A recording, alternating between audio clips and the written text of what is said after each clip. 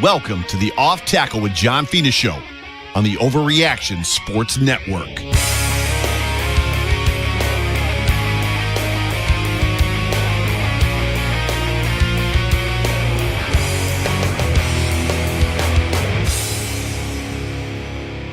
Well, what is going on, everybody? Welcome, everybody, into the Off Tackle with John Fina show on the Overreaction Sports Network, powered by Believe. It is so good to have you. My name is Joe Miller. Actually, just says Joe. Wait, it's over there. Joe. You can find me on Twitter at Joe Miller Wired, along with the namesake of this show, John Fina. You can find him on Twitter at John Fina, and a special guest this evening joining us, Jerry Ostrowski, another former Buffalo Bill. You can find him on Twitter at Ostrowski_Big O.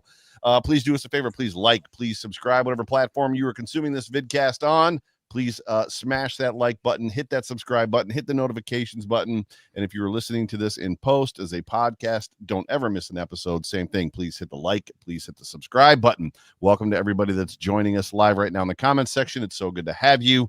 It's been about 24 hours. No, it's been exactly 24 hours. How are we feeling? John, you can go first. Have you settled in? It's Victory Monday. Two of us are wearing Victory Monday t-shirts. What do we think? I spent my entire day making 200 pizzelle, celebrating in my mind with the pizzelle irons. So prepping for Christmas happily, because it's Victory Monday, Tuesday, Wednesday, Thursday, Christmas Eve, Christmas. Love the fact that we came home with a win. Tough game, but damn, I'm feeling good, man. Jerry, how you feeling over there? I'm doing great, man. I went to work this morning. I got to work. I did not. I got to rock.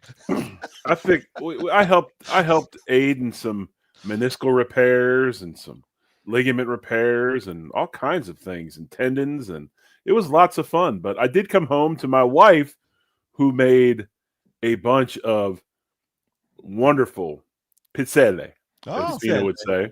Oh, we got a giant thing of them last week that are gluten free because my wife is gluten intolerant. So we are also full to the gills of we call them pizzelles. Is that what they're called? They're not called pizzelles. In Ireland, they call them pizzelles. Oh, here we go. You're such a racist. They're pizzelles, but in Italy they're pizzelle. Pizzelle. Oh man, I'm not completely Irish, but to John Fina, I'm enough Irish that I'm completely Irish. Apparently, are the Irish version made out of potatoes? I don't. My wife is Polish, like you, Jerry. So, and her whole family, she's AKC registered Polish, like Plandowski on mom's side, Jankowski on dad's side. Well, is she making the kruchkas or whatever they are, the little fried ones with the powdered sugar? I don't know. Is that the Mexican cookie she makes? The Mexican cookies that they make all kinds of stuff. Jerry, all I know is he just called his wife a dog. AKC registered. Definitely, she's not a dog. She's all right. But there's all kinds of stuff that they cook. That's I don't even. Yeah, that too. And my wife's a great cook, so Italian as well. Whatever. Let's get back to the football game. It's settled in with me. It's very cathartic doing the aftermath show, getting to talk about just some stuff and going through the numbers and kind of seeing where the Bills sit. At the end of the day, a win is a win, and that's the most important thing, right? But yeah, you just gotta. So what it came down to for me on the show specifically was, the Patriots are a bad football team. The Jets are a dumpster fire. The Jets have good talent, and I'm going somewhere with this. The Jets are they've got decent talent on that roster. They just can't get out of their own way. They've got two guns in each hand, and they shoot themselves in the foot, 3 times a day. Whereas the Patriots are just a bad football game. I think the concern I have kind of going into this week is just, if you give the Jets an opportunity to go up on you 14-0, you might not get the opportunity to come back on them, because they could, put some stuff together. Whereas we were going to outlast the Patriots no matter what. Even when it was 14-0, I knew that it wasn't going to end 14-0. I knew we were going to win the game. It was just a little frustrating watching it go down. But yeah. Well, look, I'll concede that, but offensive output for the past 7 weeks was plus 30 a game, right? Yeah, they're on high octane. They're on high octane. There's always going to be a market correction, if you will. And, good time to have it against a team that Joe finds to be inferior, and their record also inferior. It makes sense, right? It's okay to have that when you pull out the W. When you lose virtually every category on the stat list, aside from takeaways and the one they don't record, and add any significance to, which is 100-yard rusher, we conceivably we're on the losing end of that game. But we weren't. We outlasted. We battled. We battled officiating that didn't go in our favor. Not to say they're to blame, but they are. Look, we could have this conversation in circles all day with anybody in Bills Mafia, and at the end, all of us, everybody, all 46 million of you around the globe are going to come up with, it's a win. A win is a win. For sure. Well, so getting away from the not negative, but the going around in circles, before we get into your film study and your breakdowns, what did you learn today? Was there anything that stuck out to you outside of the film study that you did? That's a question for both of you, because Jerry, I know that you can't stay away from the film either. So, well, I guess here's what I'd say. I mean, my general assessment of the first half offensively is we didn't do well against man coverage initially with the plan. And for two reasons. Josh wasn't placing the ball extremely well. We didn't go up for contested catches. And a point I wanted to make last night is I like that we went up for some contested catches, didn't get the ball, because that's red meat for a guy that's a true competitor. And we're going to see tougher and tougher defenses tighten up in the playoffs. And here, the last two games of the season, I think the Patriots might think they have a roadmap for winning in 2 weeks. Who knows? But by and large, I think as the game settled in, we figured out how we're going to attack it. And I'm going to show a play that really emphasized how the run game, and there were a few of them, but I had to choose one, how the run game can really expose man coverage with a spread formation. Look, defensively, I'm not a defensive wizard. I can just tell you that it seemed lackluster at the beginning. There were personnel questions from all of Bills Mafia at the linebacker spot. But digging back to yesterday, it's a depleted secondary. It's a depleted linebacker group. And they've got to plug and play, duct tape and super glue, come up with the right plan for the Jets. And that's not going to be easy. Yeah. Jerry? No, I agree with John. And I'm looking forward to seeing this run as far as out of the spread against man. And I know why that concept works, and I'm excited to have John explain it to everybody. But, watching this game and seeing what unfolded, in tough times, you got to rely on your strength of your group, right? And right now, as much as Josh Allen is an amazing player, the strength of this Buffalo Bills offense is their front, is their offensive line, which we're going to talk about today at length. You don't have 90 points in 2 games, 30-plus points in 8 straight games. You don't have, results like that. You don't have, the offensive output that you have without having those guys up front. I mean, they gave up 1 sack this weekend. That's 1 sack in 5 games, 14 for the season. That group is playing tremendously well. There's clips of Spencer Brown on Twitter that are just phenomenal. I mean, it looks like a cat playing with a half-dead mouse. I mean, the man's a menace. Right. The truth is there's an arrest warrant out for him right now. Right. And, it's one of these things where I know you want to get the quarterback going. I know you want to get the passing game going, but in tough, grinded-out games, you got to rely on your front. And those guys are playing at a high level, and I would like to have seen us run the ball more. I still think even with – I think we had 28 carries. I still would have liked to have seen at least 10 to 15 more. And hopefully they see that and rely on it, because not just the offensive line, but the backs are seeing things really, really well right now. Oh, and Jared, you can't even bring into question, because it's a fact that the number of formations that would run, the number of orbit motion, short motion, return motion that we're doing just to expose the defense, whether it's zone, it's man, who's got who, make them declare themselves. That right now in the stretch is really helping us quite a bit. Very good. Well, as Lenny from The Wonders said, take us there, Skitch. What you got for us? All right. Hey, first play. Everybody wants to see it again. Cook's 40-some yard TD run. Jerry, you're going to appreciate this, and I'm glad you're on for this play in particular. Everybody looks and loves to see guys mash people up front, face-to-face, But what really makes this play go is the backside. Osiris Torrance, Spencer Brown on the cutoffs. And this is just keep your eye on Osiris Torrance from the snap of the ball. And it's really, Jerry, you coached high school offensive line. I could never convince kids to shave somebody's ass. Oh, that's a lead in. That's a lead in, right, Jerry? Yes. There we go. All right. We're going left. We're going wide zone. And I'll just run the play. Get a great jump block by the center. But let's come back real quick, Jerry. Let's look at Spencer Brown and Osiris Torrance on the backside. If everybody could see this, the right guard, and when I say shave the ass, he is going so flat off the nose tackle's backside because he's got to beat a linebacker who could run 80 yards in the time it would take him to run 40.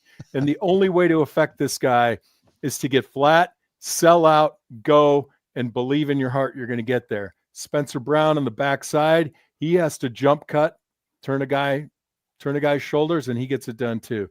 So let's go, Jerry. What do you think?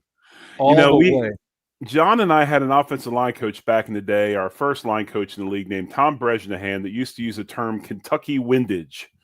And I was always like, what the hell does that mean, Tom? And what it means is back in the day, in the old times when they were shooting muskets and long rifles, if there was a side wind, a wind from right to left in this case, if you wanted to hit your target, you were going to have to aim to the, to the right to let that thing, fly in with the wind, drift in with the wind, because those guns weren't very strong or ballistic. And this is what he was talking about.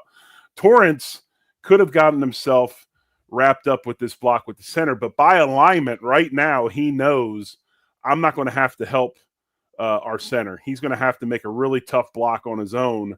Hopefully Edwards posts on his way out to help him, but he knows he's not going to have any influence there. So he is shaving off that hip of that down lineman and going to where that linebacker is going to be, not where he is. And that's why this block works so well, and that's why this play works so well. Right. So Connor McGovern just flies out there and turns on the one technique. But just in this alignment alone, Osiris Torrance is outflanked by a guy who's certainly a lot faster. And he just believes. Now he's on the right hash. Watch where they make impact. The other hash. And that's just enough. And in this game, just enough is good enough. So he just ducks his head and goes, and then it's almost like baseball, right? When you're tracking a fly ball and you have to duck your head and go and then look back for the ball. If he takes his first step forward, he's beat. If he goes forward one step, he's done. And we've talked a lot about that. But here's the other beautiful thing of this, Joe. The great ones, and I guarantee you Thurman was really, really good at this. Go back to the beginning, John. When Thurman's back there in his stance, he's already seen alignment of this defense, and he already knows if this right guard can just get a piece of him and wall him, because the two most important blocks in this play are Torrance and Brown. Mm-hmm. If we get the seal on the backside and Torrance just occupies that guy, him pre-read before he gets the ball handed off to him, he knows more than likely that ball is going to hop back behind Torrance and between him and Brown, and that's exactly where it goes. Yeah, Joe. So Jerry would agree with me too, I'm sure. I think the worst coaching that goes on in high school, at the very least, is coaching running backs to look at pre-snap alignment, right? So by virtue of the play called and the alignment by the defense, you can say this play is not going to break here. So Cook's first read is probably McGovern. If McGovern gets this hook, he's going to press it play side. If McGovern gets not beat, but strung out, then he needs to break it back. And that's where Torrance and Spencer Brown's blocks just become huge. But lo and behold, he gets that quick hook on the nose. The seam opens up. He's downhill and off to the races. And he's back behind it. So it looked like McGovern actually grabbed the shoulder pads of the nose tackle and pulled him in, and then turned him and pulled him into himself. Right. Yes, there. That's that new snatch grab technique that they talk about, and that's why there's so much holding in football that's not being called. Because really, technically speaking, the hands are outside the cylinder, but he's grabbing those shoulder pads and pulling them to him and creating leverage just by that. And that's one thing this group does is move real well. And I think that's the point, Jerry. As long as you're not tugging a guy and restricting his movement. He's got him on the outside, but he's pulling him into himself. The defensive tackle isn't trying to make his way to the right or to the left. McGovern's getting in front of him, snugging him up for a little Christmas hug, and then letting him go at the appropriate moment. Why wouldn't the nose tackle drive McGovern here with feeling his momentum pull him into him? Because, and I'm not being condescending here, we're watching this frame by frame. Right. And in real life, this happened to this nose guard or one technique before he even knew anything about it.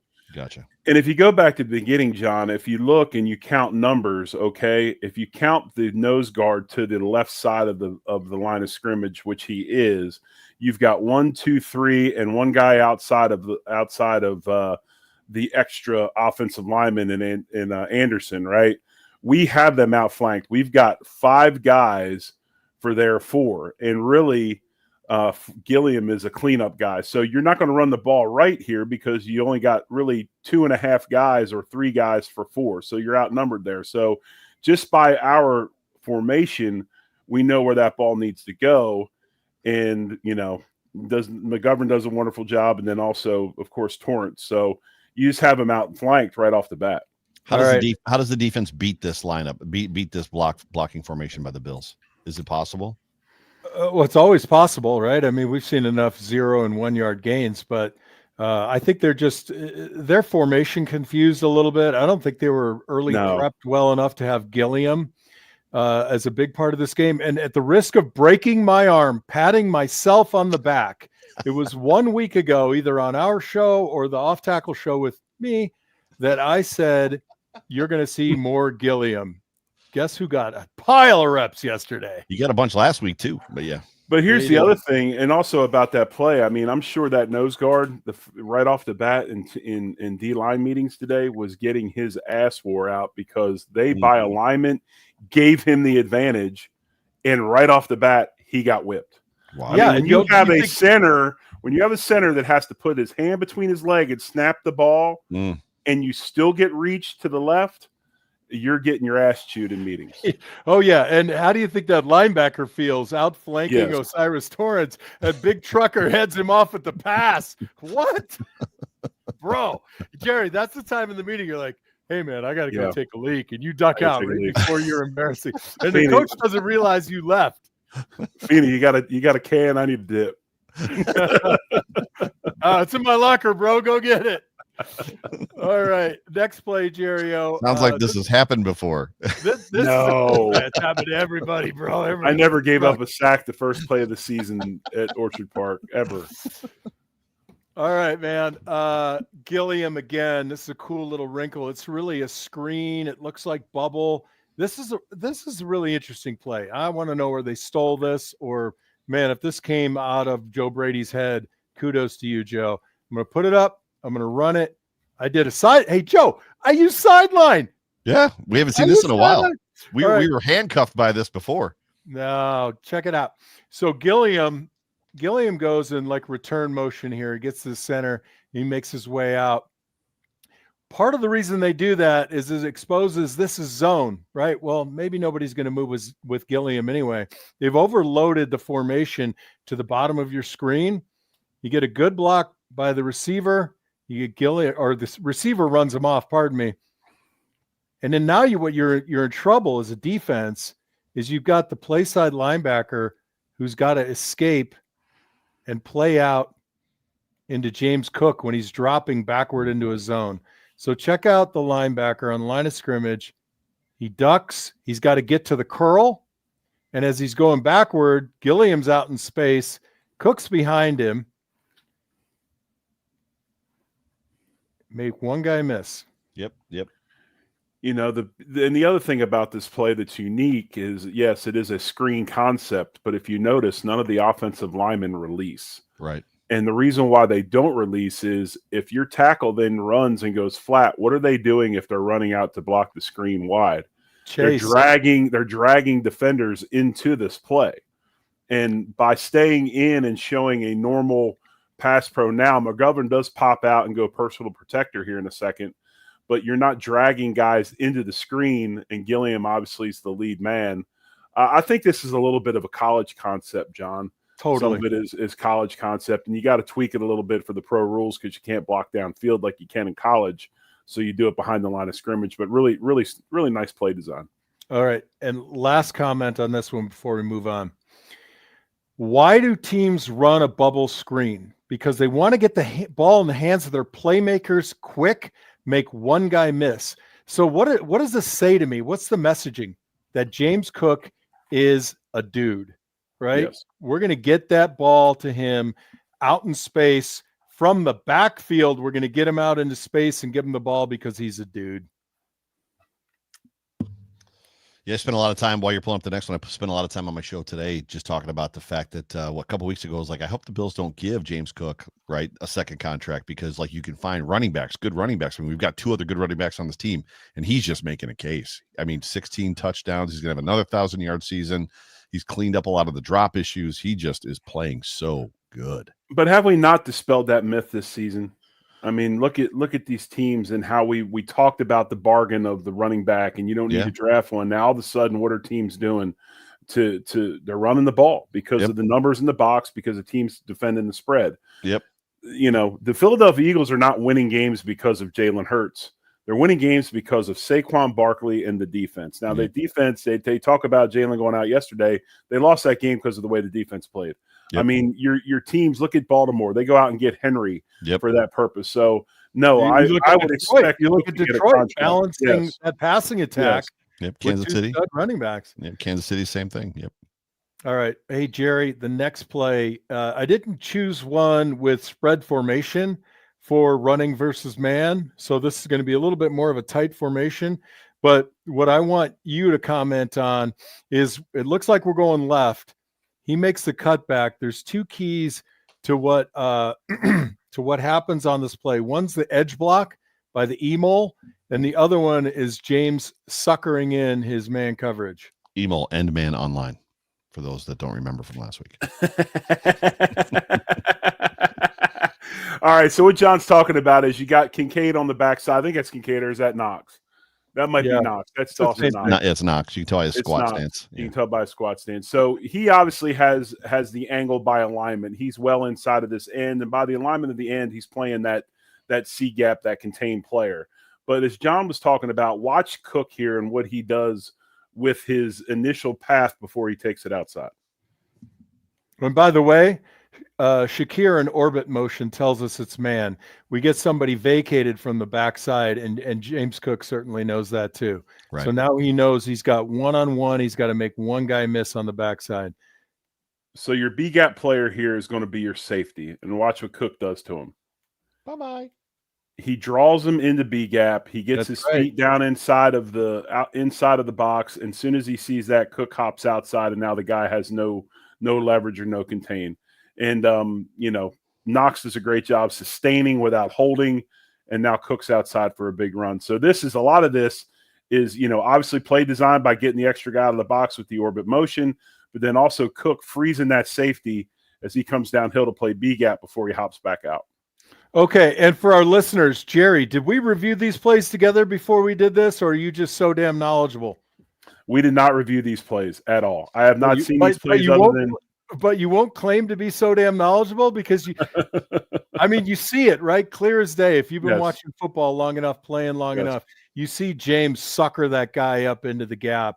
Yes. And then, going back to our previous comment, Joe, hard not to pay a guy who can see this and do this. But the big block is by Dawson Knox. Yeah, because the guy that had contain didn't maintain his contain, right? Well, he did maintain contain here. If you see, he stays outside shoulder.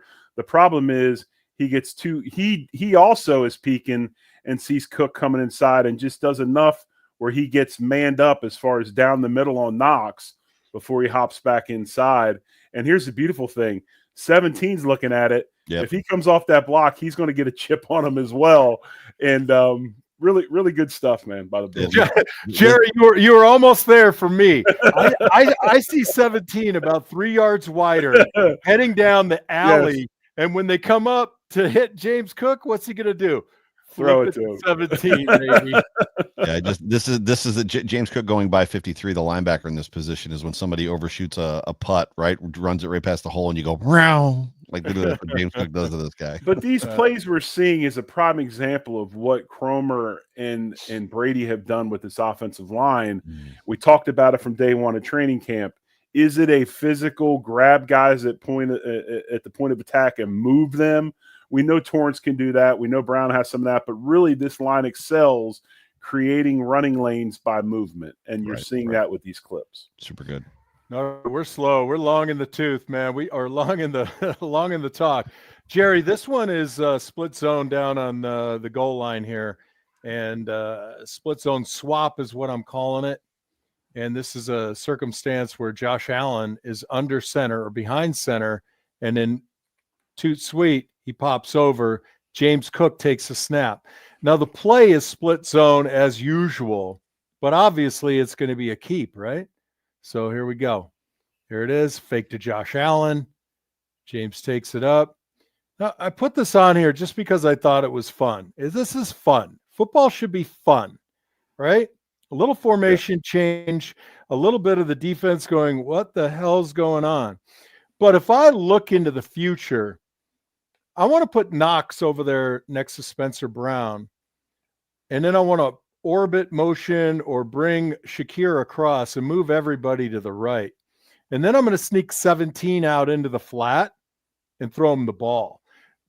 Even if that doesn't work, even if you don't like that kind of formation, you could work this as a pin, Jerry. You could still run the same play, and you could get Knox releasing inside, Shakir pinning the guy, and then action takes 31 over with James Cook, and Josh Allen floats out into the flat.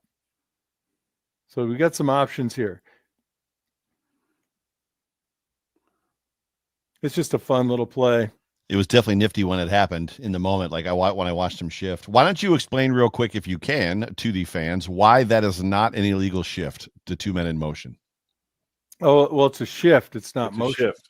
Right, but that's it's an actual full on shift. So like when we see three guys move to different spots on the offensive line, I just figured I'd throw that out there just so you could explain to people. Right. The other thing that people can't see in this clip is there is somebody outside of Mac Hollins, right? Right.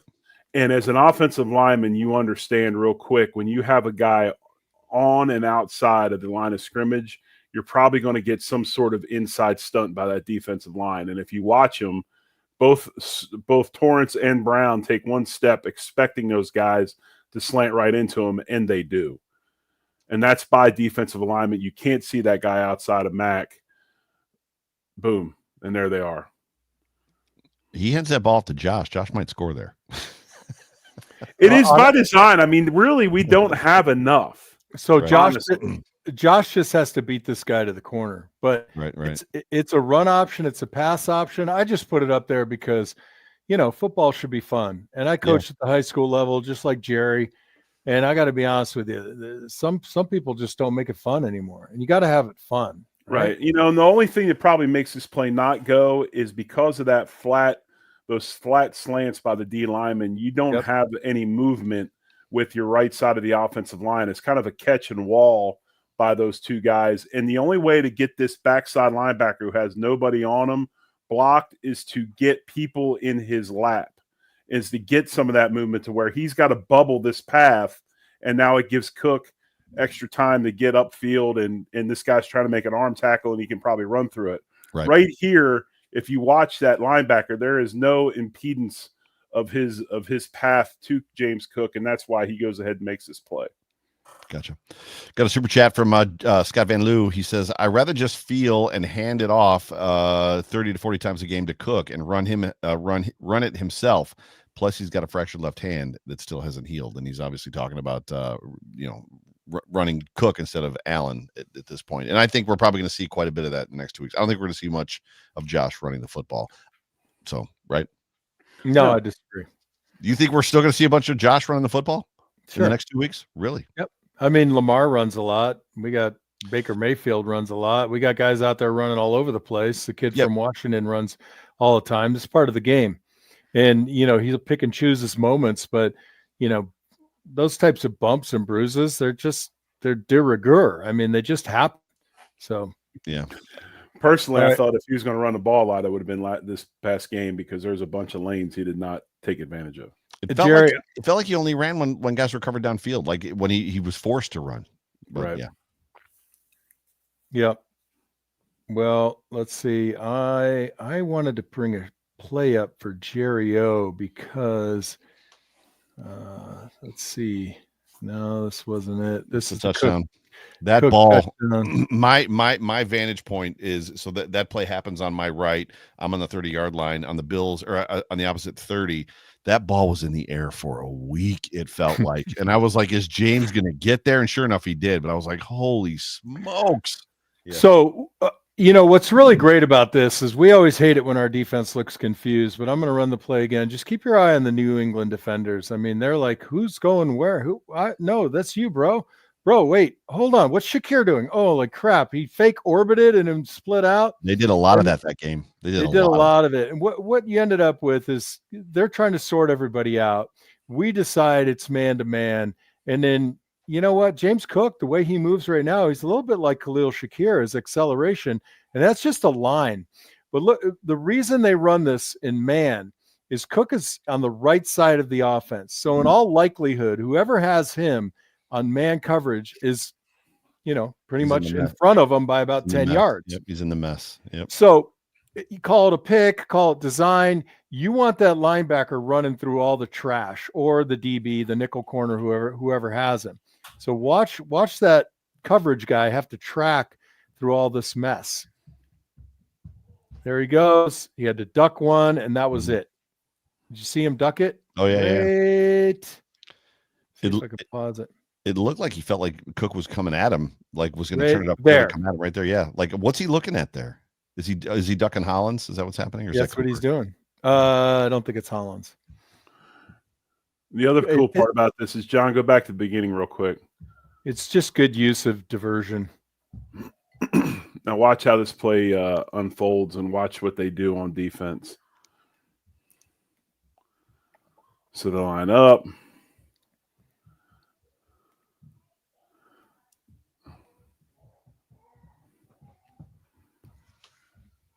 And you can see it. They have a spy. Oh, 39. They give you this whole like we're going to blitz or whatever, but they've got a guy sitting waiting if Josh decides to run it. Waiting for Josh, yeah. Yeah, the problem, Jerry, 99 in the middle? Because somebody said 39. The 99 is what I meant. Yeah. You know what? I put this play up just because we've seen orbit motion quite a bit. Now it's not orbit. Now it's orbit motion to the opposite side. We saw a lot of Gilliam in this game. We saw Alec Anderson, the extra tackle, going in motion. I mean, they're doing a lot of stuff here, and it's fun to watch. By and large, as Jerry will tell you, you're stacking, right? You're stacking a pyramid. You're laying things out there for the defense that you're playing next week. Go, okay, wait a minute, what is this? And then you've already got, move number 2 and number 3 or play development off of that base, right? Right. So that's it. Right, and you can bet your ass in the playoffs at some point you're going to see them shift to that Wildcat look, and Josh will get the ball thrown to him. Right, or Josh will take the handoff. One of the two. Or Alec Anderson. There we go. All right, Jerry, this next play is twofold, 2 reasons. This is my Instagram, Twitter, Facebook, Mac Hollins eye candy, just homage.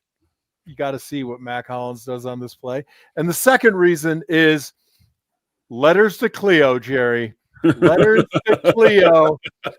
We used to run a play called Cleo where you influenced a guy and then somebody else came and tricked him. Watch Mac Hollins here. He's on the left side of your screen. He's in the wing position. He looks like he's going to block this fella here. He leaves him. Boom. He gets blocked. But why is this Mac Hollins eye candy? Watch his second level block. This play may or may not have been of consequence, but it eats clock and it moves the ball down the field. But look at his downfield block here, Jerry. You tell me what you think. Cleo, stalk, engage, maintain, and Ray Davis gets to the edge. Yep. Make one guy miss. Sometimes the running back is told that you're going to have to make one guy miss, and this is one of those plays. Now he does bubble a little bit because of that missed block on the end, but it's BYOB, right? Yep, BYOB, and Hollands does a wonderful job on the second level. If I yell anything at the television or even in the stands more than any other phrase, it's always make him miss. Like when it's a one-on-one situation, make him miss, make him miss. That's the one thing that always comes out of my mouth. Make him miss. Yeah.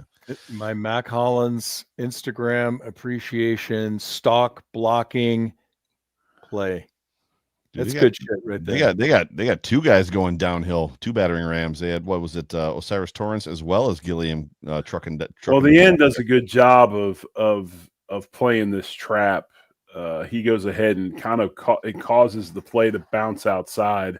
That play's really supposed to hit more inside, and if it's going to get outside, you'd hope that Torrance would get a wrap on that end, meaning that he would get on the outside of him and wall him back inside and seal the end.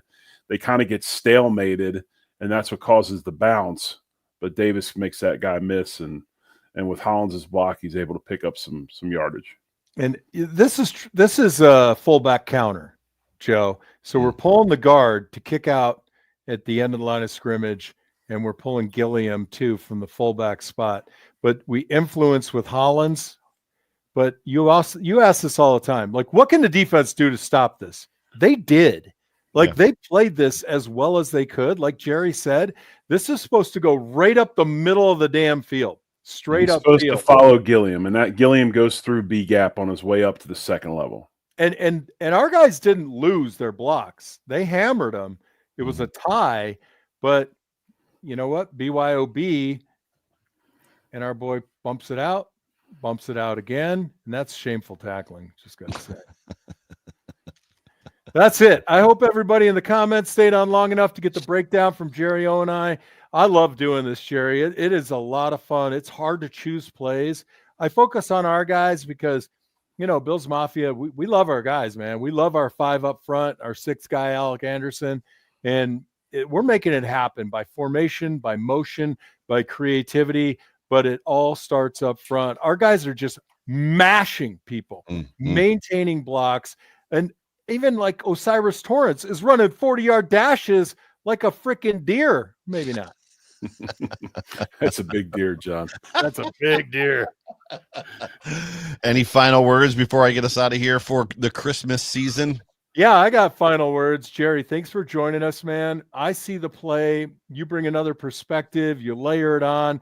We could do this for hours. Guys, in the chat, you got to hit up Jerry's show. His pregame show on Thursday nights.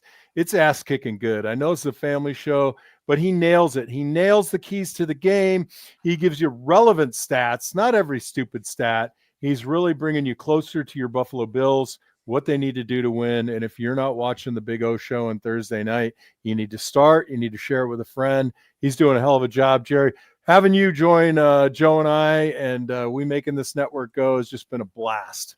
Has been, man. And whenever you guys need me on, please give me a call. I enjoy doing this. It's fun watching it. And like you said, I don't watch these clips. I have no idea what's coming up. And it's fun to just be able to spontaneously analyze and look and see what's going on. I'll be honest with you, man. It reminds me of the old days when we're sitting in the meeting room and watching film with, Joe's no Tom Bresnahan or Karl Mock, but, he is our big toe. Do you remember that? Oh, here we go. Right. You know what, though, Jerry? Hell of a lot less profanity now. Yes. And he says the word hell. Oh, man. It got hot in that meeting room, bro. And spitting and everything else that went on. Oh, yeah. Is it just a coach thing? Like, do they feel like they can't get through to giant human beings unless they're swearing and spitting all over the place? No, we were swearing and spitting too. I mean, if you walked into that meeting room with anything but iron skin, if you weren't a full-blown rhino, right, you get eaten alive. It just feels like it's like coaching 101 for the NFL. This room is filled with young men. Use the F word as much as possible. It's like, that's not true. I don't think Tom Bresnahan ever cussed. Tom Bresnahan never swore. I'm just going off of what we see on Hard Knocks, and maybe it's for TV. I don't know, but it's just like, good Lord. But anyway, so what do we got coming up? So this network will be off for Christmas Eve as well as Christmas Day. So there will be no On the Beat tomorrow, and there will be no Hump Day Hotline on a Wednesday. So you've got the post-game show if you missed that last night. You've got the aftermath earlier today if you missed that. And then obviously those of you that are still tuning in caught the off tackle show. And then to John's point, and I talked about it on the aftermath today too, you need to be tuning into Jerry's show. I know it's Thursday. I know it's kind of like one of those weird days, but your first preview, and Jerry is bringing quality content. He's nailing the 5 keys of the game pretty much every single week, which should tell you something about the content that he's bringing you. Any primers for Thursday, Jerry, or should I just get us out of here? No, I think we'll just get us out of here. Gotcha. No primers. It's kind of like they come to me at different times of the day. So gotcha. I get that. So Christmas salutations from either of you. Yeah, man. Merry Christmas, Happy Holidays, and like I said, like John said, I enjoy our new little family here on Overreaction Buffalo, powered by Believe. It's been a lot of fun. I appreciate everybody that subscribes and listens and spreads the word, and that's why we do it, because you guys are out there watching it, listening to it, and we appreciate you for it. So thank you very much. Merry Christmas to all of you, and you two gentlemen as well, and your families. May the Lord keep you safe and happy this Christmas season. Exactly. Same thing. Merry Christmas from me and my family to your guys as well, and to everybody that tunes in and supports this network. We will see you on the other side of Christmas Day on Thursday with the Big O Show. But thank you guys so much for tuning into the Off Tackle with John Fina show here on the Overreaction Sports Network, powered by Believe. For me, for John, for Jerry, for all of us here at Overreaction. We love you guys. Appreciate you. Go Bills. Go Bills. Merry Christmas. Much love. Go Bills. Go Bills.